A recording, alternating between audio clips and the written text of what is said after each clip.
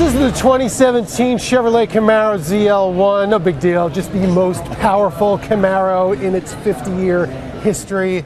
Al Oppenheiser is the chief engineer of the Camaro and the creator of this weapon of mass awesomeness, I guess.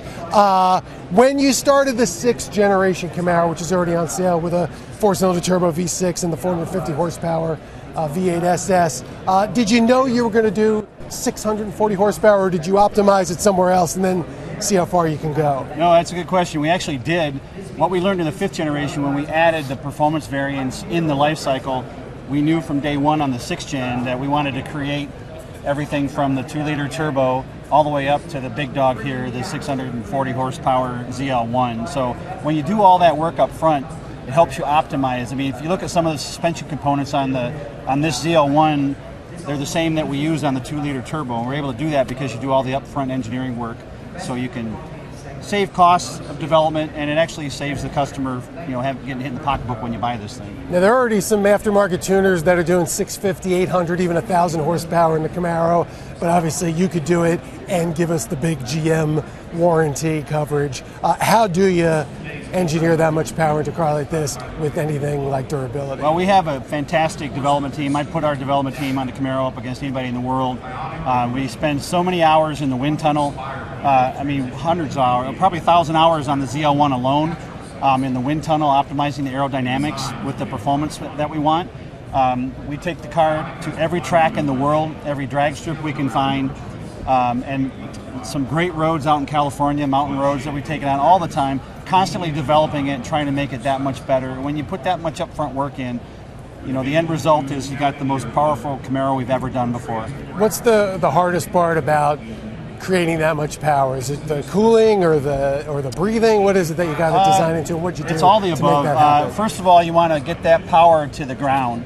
So with aerodynamics, working with our aero engineers and our designers, we want to make sure that we reduce the front lift, so you get the front end to just really bite, so you can maximize the tire grip.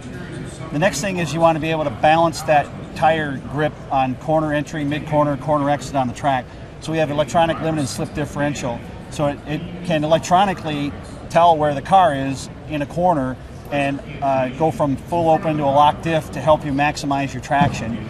So we did a great use of technology on the ZL1 that helped us be able to optimize all of our track times. Big vents in the front here. You've got just as much air going through this as you do over it, don't you? One of the things that comes with horsepower, as you mentioned, is you got to cool these things. We're not growing the motor compartment. It's the same motor compartment as our 2-liter turbo. So we cool it by the addition of several coolers. We got 2 outboard coolers for the engine. We've got transmission coolers, oil coolers, diff coolers. There's 11 coolers on this car. When you're fighting physics of patching space, you can only open up your grills so much and still keep an awesome design like the ZL1 is. So you enable that with technology and the amount of coolers we've got in this car. Couldn't help but notice you're saying at least 640 horsepower. I know your friends over at Corvette have 650. Are you just being polite, or did somebody over there say, hey, whoa, we're the big dog in town? Well, it would be great to have some story we could tell, but to be honest with you, we have not submitted our horsepower numbers to SAE yet to be certified. It's still a little early. The car comes out later this year, so we've got this awesome summer of development yet to do, and so you can imagine I'm going to be pushing our development team every day to try to maximize the horsepower. And if it ends up being more, then it ends up being more. If one of these days your product chief, Mark Royce, called you up and said, hey, I want to do 800 horsepower like some of these tuners, do you think you could do it? Sign me up. Something you'd like All to do? day long. ZL1, SS, you've got the 1LE, a lot of classic Camaro names from its 50-year history. I'm not going to ask you what's coming next, but you personally, as the Camaro guy, is there a Camaro from the past that you'd like to resurrect in a modern form? Well, if I wanted to make a lot of the bloggers happy, I would do a Berlinetta with T-tops. I seem to get that question all the time. Where are the T-tops?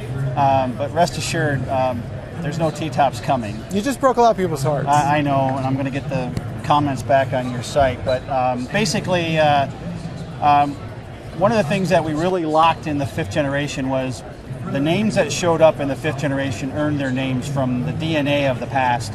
And before we would ever do anything beyond a ZL1, it would have to really be something that earns its way in.